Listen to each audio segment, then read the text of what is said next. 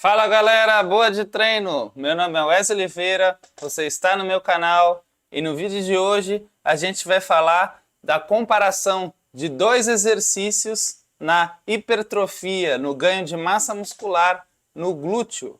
Esses dois exercícios são o agachamento barra livre e a elevação pélvica, também feita com barra livre. Então, se esse assunto te interessa, não sai do vídeo, acompanha a gente, já deixa o seu like aqui no canal e também já faça a sua inscrição para acompanhar os próximos vídeos. Toda quarta, às 20 horas, tem vídeo novo aqui no canal.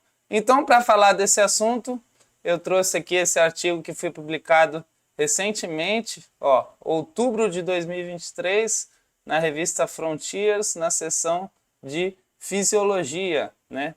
Então, é um artigo publicado aí por pesquisadores americanos e também holandeses, e a gente vai falar aqui de elevação pélvica, e no meio desses autores todos aqui, tem esse cara chamado Bret Contreras, que ele é um pesquisador americano, e ele é um dos principais, se não o principal, divulgador e também pesquisador sobre o exercício elevação pélvica, principalmente nessa questão de hipertrofia e força para glúteos, né? Usar esse exercício para potencializar essa questão.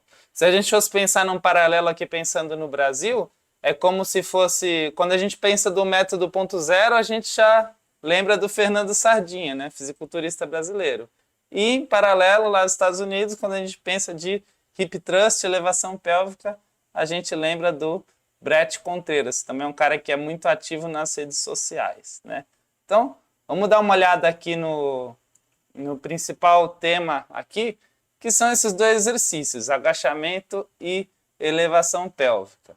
Bom, o agachamento, acho que ele dispensa aí, né, apresentações. Então, a gente tem aqui, a menina fazendo agachamento com barra livre, e ele é um dos principais, se não o principal exercício, né, no treino de pernas, principalmente visando aí ganho de massa e força muscular no quadríceps, né, na parte da frente da coxa, e também nos glúteos. Você pode fazer agachamento com peso do corpo, um dumbbell, com barra livre, igual está aqui, igual foi usado no estudo, na máquina, barra guiada, que é o Smith, enfim, você pode fazer aí uma porção de formas, e é um exercício que, além desse contexto de hipertrofia muscular, ele também tem uma importância para atividades do dia a dia, como sentar e levantar de uma cadeira. Ele é importante para a caminhada, ele é importante para atividades esportivas como o salto, como a corrida, enfim.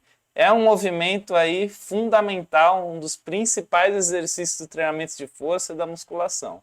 E a gente tem também aqui a elevação pélvica, né? Que é um exercício que, principalmente nos últimos anos, ele vem sendo bastante difundido, bastante divulgado e bastante executados, né, na academia. Tenho certeza que você já deve ter feito no seu treino, ou se não fez, já deve ter visto aí alguém fazendo, seja assim com barra livre, igual está demonstrado aqui nessa imagem, ou em alguma máquina específica, ou até mesmo também numa barra guiada no Smith Machine. Então, basicamente nesses dois exercícios, né, a gente tem aqui uma forte ativação de glúteos, né, um forte apelo para desenvolvimento de força e massa muscular dos glúteos, né? Mas aqui a gente tem algumas diferenças biomecânicas importantes, né? Primeiro, no agachamento a gente tem, né, um envolvimento bem relevante aqui da parte da frente da coxa, do quadríceps. Na elevação pélvica a gente até tem uma participação de quadríceps, né, que a gente pode ver, que o joelho começa dobrado e, né, ele termina relativamente estendido, né? Então, o quadríceps, o principal movimento dele é essa extensão do joelho, então ele não deixa de participar, né, aqui na elevação pélvica também, mas não dá para comparar, né, a ativação e o uso da elevação pélvica aqui na questão do quadríceps contra o agachamento. Porém, para glúteo, né, os dois eles são igualmente aí exigentes, né? É mais comum até quem faz sentir mais especificamente o glúteo, né, aqui na elevação pélvica, mais às vezes até no agachamento, né? Até por essa questão dele ser mais isolado, entre aspas, para esse grupo muscular. Porém, aqui no agachamento, principalmente quando você faz um agachamento completo, você tem aqui, né, um trabalho de amplitude, um alongamento, encurtamento muito grande do músculo do glúteo, né? Quanto mais fundo você abaixa, mais você flexiona o quadril e mais você alonga o seu glúteo para depois estar subindo e fazendo força para encurtar ele na fase concêntrica, na fase positiva, né? E a gente viu até no último vídeo, né? Se você não acompanhou, assim que terminar esse vídeo, volta lá na última aula que eu falei sobre panturrilha, que a gente comentou também que você trabalhar muitas das vezes com músculo alongado, né, em altas amplitudes, ou no seu comprimento, né, uma zona de amplitude que ele esteja mais alongado, mais estirado, pode ser uma questão importante na hipertrofia também, né? Então, poderia aqui, né, o grupo que defende mais o agachamento contra a elevação pélvica, né? Essa questão de você conseguir trabalhar com amplitudes muito altas de movimento e ter um estiramento bem considerável no glúteo, principalmente se você fizer o agachamento profundo. E aqui o time que defende a elevação pélvica pode falar que ele tem uma menor participação do quadríceps e é um exercício muito isolado, né? Muito mais isolado para glúteo do que o agachamento, considerando que nos dois a gente consegue colocar bastante peso, né? Principalmente na elevação pélvica, né? Apesar do agachamento também, principalmente a galera que é mais forte, né? Conseguir colocar bastante carga, é mais comum a gente ver pessoas conseguindo pôr mais peso até na elevação pélvica do que no agachamento. Então, a gente acha muita coisa, a gente pensa muita coisa, mas vamos ver agora o que está falando essa evidência científica na comparação desses dois exercícios, né? Então, aqui nesse esqueminha, a gente vê sobre os participantes do estudo, né? Então, aqui, ó, eles primeiro recrutaram 39 pessoas que tinham potencial para ser participantes desse estudo, e aí, a partir aqui dos critérios e tudo, alguns não toparam participar. 35 aí foram selecionados para começar, né, o estudo, entrar nos dois grupos, no grupo que treinou o hip thrust, que é a elevação pélvica, e no grupo que treinou o squat, né, o SQ, que é o agachamento, né? Então foi 18 pessoas para um grupo, 17 para o outro grupo, que era o agachamento. Os 18 que começaram na elevação pélvica terminaram e um aqui teve que desistir no grupo do agachamento, aqui está dizendo que foi por razões de saúde, mas não relacionadas com treino, e terminaram aí 16 pessoas. Então 18 no grupo elevação pélvica, 16 no grupo agachamento. E essas pessoas eram homens e mulheres, né, que tem a quantidade, idade média 23 anos. Um ponto importante, eles não tinham uma experiência relevante com treino, né? Eles eram basicamente aí pessoas destreinadas, né? Com pouca ou nenhuma experiência relevante, seja na musculação ou seja em treinos de cardio, que é um ponto importante, né? A gente não pode considerar que todos os resultados com pessoas destreinadas vão ser iguais quando a gente compara com pessoas que já têm aí anos de experiência na musculação, né? A parte de consciência corporal é diferente, capacidade de contração é diferente, nível de força é diferente, né? Então, até a capacidade de você ativar o músculo da maneira correta no exercício, tudo é diferente. Então, a gente tem que ter sempre, né, conhecer bastante a amostra do estudo para saber se o resultado que esse estudo está mostrando se aplica à sua realidade na hora ali do treinamento, na hora da aplicação prática do que a gente está vendo aqui, né? E aí esses participantes do estudo eram todos saudáveis, sem nenhuma lesão, nenhuma questão de saúde relevante, né? Adultos jovens. E ali para nivelar as questões nutricionais, ali ingesta de proteína, que a gente sabe que é muito importante para ganho de massa muscular, eles ganharam, né, um whey protein para estar consumindo diariamente uma dose de 30 gramas. Lembrando que essas pessoas não consumiam outros tipos de suplemento, né, durante o período de estudo, tampouco o uso de anabolizante para, né, não dar nenhuma interferida, nenhuma enviesada aí nos resultados com esses potenciais recursos ergogênicos, seja nutricionais ou hormonais, né? Então aqui tem um esquema de como foi o treinamento, né, o protocolo em si. Então aqui nessa imagem a gente consegue ver como foi a distribuição dos dias, avaliações e tudo mais, né? Então aqui primeiro eles assinaram um termo de consentimento, as características do estudo e tal. No intervalo de 2 a 5 dias eles fizeram, né, avaliação de composição corporal, aquela coisa que a gente sabe, medida de percentual de gordura, altura, peso, etc. Também fizeram o exame de ressonância magnética, que é o exame que eles usaram aqui para ver a questão da massa muscular e comparar o período pré e pós-treino, né, para estar vendo a questão da hipertrofia. Aqui foi avaliado glúteo em diversos pontos ali, né? Também foi avaliado musculatura da parte da frente da coxa, que só é o quadríceps, da parte de trás da coxa, que é o femorais, né, ou isquiosurais, isquiotibiais, enfim.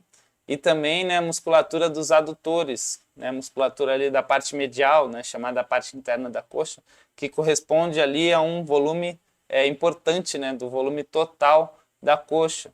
Também teve avaliações de força, e aí eles testaram as forças dos próprios exercícios, né, avaliados, né, que é o agachamento e elevação pélvica. Os dois grupos fizeram os dois testes, né? Então, até para ver se o grupo que treinou, por exemplo, só elevação pélvica também melhorou no agachamento. E também eles colocaram aqui de forma interessante outros exercícios para ver se teve uma transferência de força para movimentos que não foram treinados. No caso, eles colocaram um levantamento terra, né? Com teste sempre de 3 repetições máximas, exercícios dinâmicos. Teste de levantamento terra, que é outro exercício também aí muito importante para o treino de glúteos, né? E eles também fizeram esse teste aqui de empurrar a parede, como está demonstrando aqui na figurinha, né?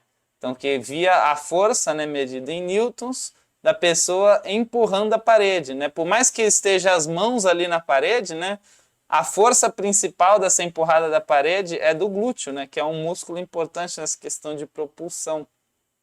E esse wall push, que é esse empurrar na parede, ele é um exercício de força que para o glúteo ele está numa direção, num vetor de força horizontal.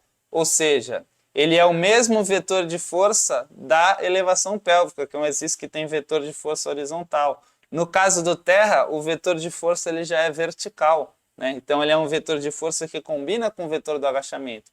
Isso também na hora do treino, na hora de desenvolver força, no que a gente chama de especificidade do treinamento, ou seja, você treina aquilo que você melhora, até essa questão aí do vetor de força, da direção para onde você faz a força, ela pode fazer diferença, por isso que eles colocaram, né, esses testes aí, além do que eles treinaram, né, que foi o agachamento e elevação pélvica, para ver se tinha uma transferência para outros exercícios, né.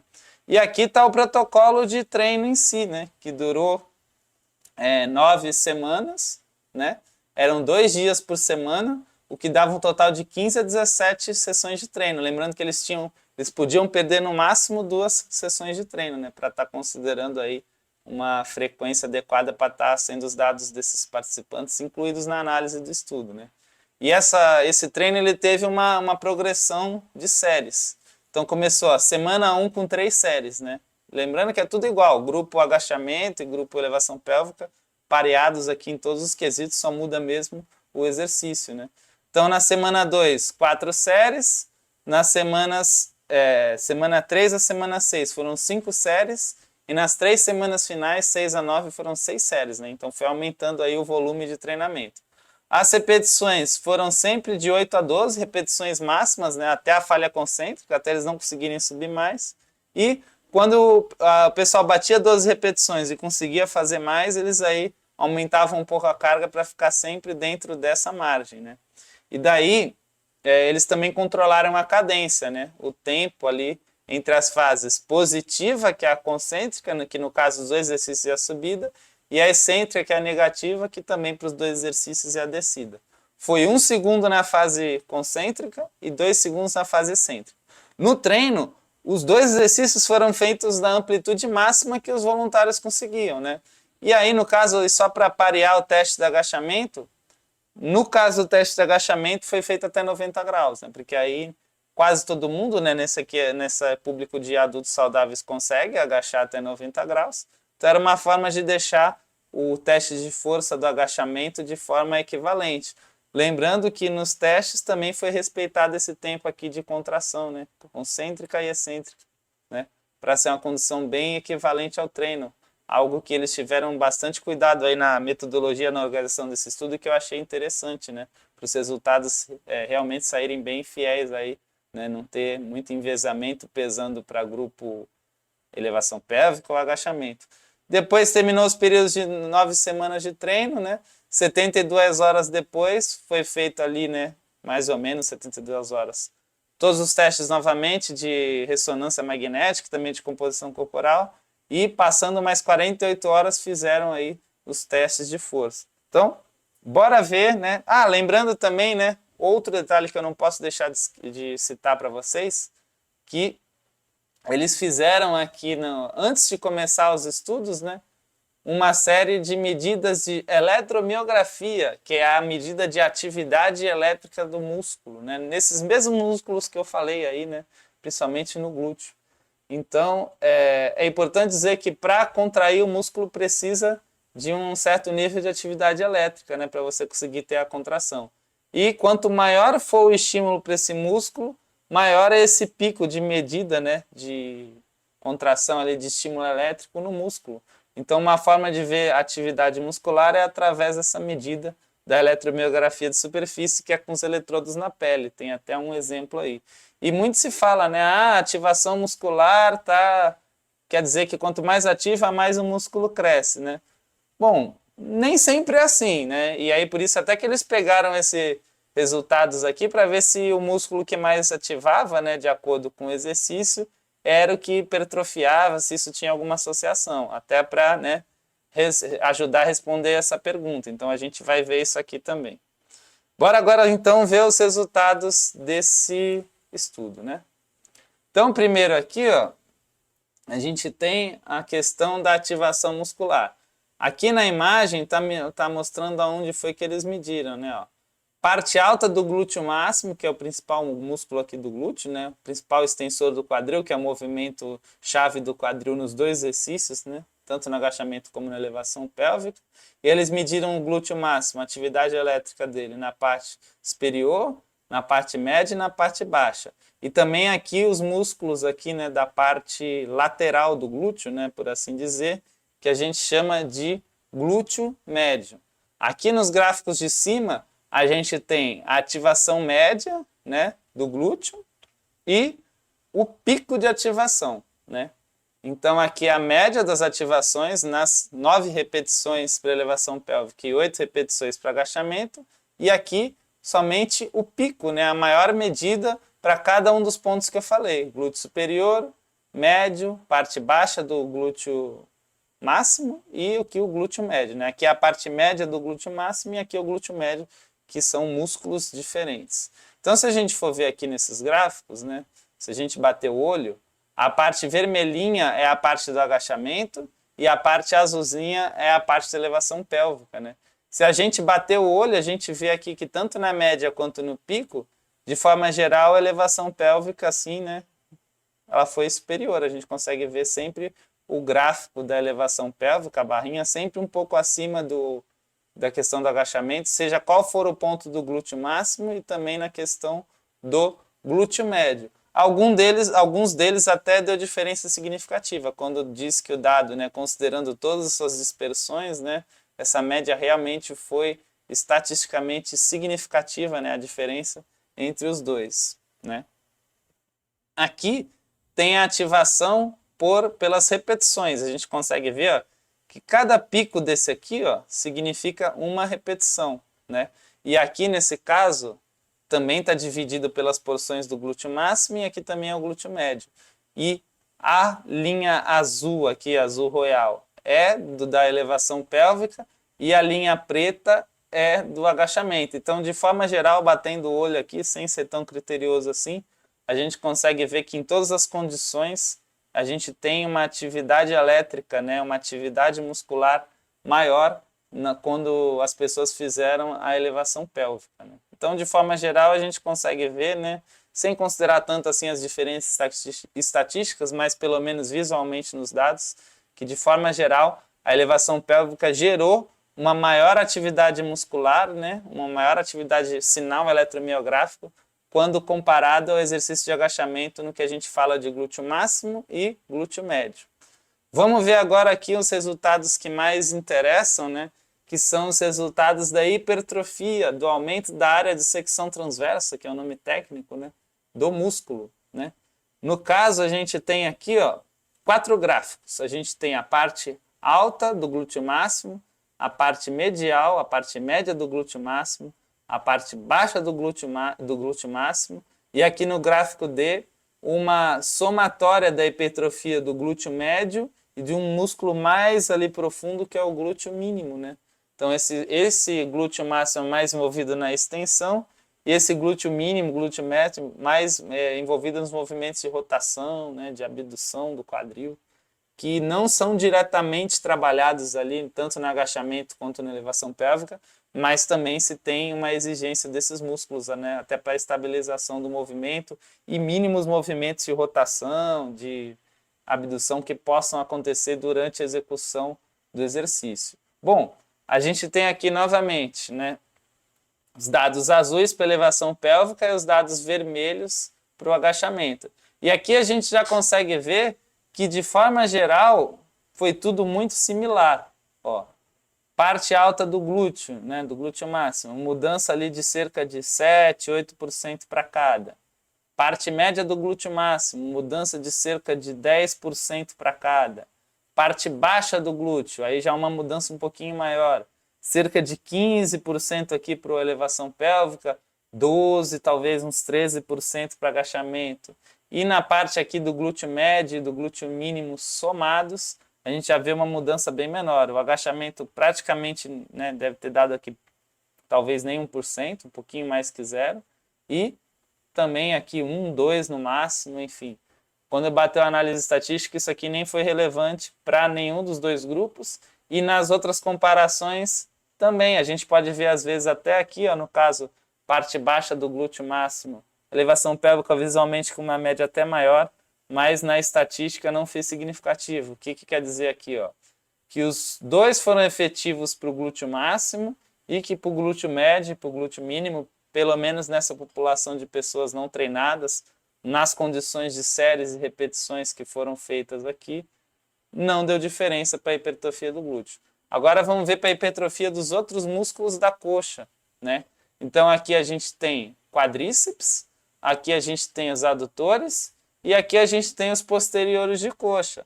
E aqui, galera, o resultado ele já é bem esperado, né? Porque quadríceps, se os dois têm extensão de joelho, porém aqui não dá para comparar o nível de exigência do quadríceps na parte mecânica, na parte carga, amplitude, enfim, para o agachamento como na elevação pélvica. Elevação pélvica até gerou aqui uma hipertrofia, né? Surpreendente, né? Na casa de 5% no quadríceps, mas o agachamento quase bateu 10%, né? Lembrando que eram pessoas destreinadas, né? Provavelmente essa magnitude de hipertrofia em pessoas treinadas, pensando no quadríceps para o grupo elevação pélvica, tenderia a ser menor, né? Isso aqui em destreinados, às vezes qualquer estímulo que você dá já é o suficiente para aumentar a massa muscular. Mas a gente vê, e aqui visualmente, também na estatística, não está mostrando aqui, mas no texto está falando, que o agachamento ele foi superior para a hipertrofia do quadríceps. O mesmo aconteceu para a hipertrofia dos músculos do adutor, né? Então, a elevação pélvica deve ter dado uns 2%, e o agachamento ali na casa de 4% a 5%. Isso aqui para a estatística foi diferença significativa em vantagem do grupo agachamento. Então, principalmente quando você faz ali um agachamento profundo, naquela condição, o glúteo máximo que é o principal extensor do quadril. Mas quando você está com o quadril muito flexionado, que é o que acontece no agachamento profundo, principalmente, os músculos do adutor também ajudam o glúteo nessa tarefa, né, de extensão, que é o movimento de subida, para você ficar em pé normal, né, de volta. E também, como eu falei, aquelas questões de estabilização, enfim. Então, os adutores, eles são grupos musculares também muito ativos, mesmo no agachamento convencional. Lembrando que aqui não é um agachamento sumô, né? Que é aquele agachamento com a perna mais afastada, que até tende a ter uma ativação, uma exigência maior dos adutores. Então, a gente pode ver aqui que o agachamento ele foi relevante também para a hipertrofia dos adutores e a elevação pélvica nem tanto. Aqui, resultados já esperados, né? E para os posteriores de coxa, nenhum dos dois exercícios teve ali, né, basicamente os dois na linha do zero, né? Então, nem a elevação pélvica do jeito que foi executado, lembrando que tem milhares de variações de elevação pélvica, e também o agachamento, né, como já era de se esperar, ninguém treina agachamento pensando em posterior de coxa, nenhum dos dois foi muito efetivo, né, para crescer aqui, ó, esse Hzinho, que é o posterior de coxa, né? Aqui, ó, que o quadríceps, vocês têm uma noção da área do quadríceps, a área do adutor, que é muito grande, e a área do posterior de coxa aqui é menorzinha, né? 3 músculos somados ali dá essa área, pelo menos nessa visão, que é como se fosse um corte no meio, né, no músculo, que a gente chama de corte transversal, né?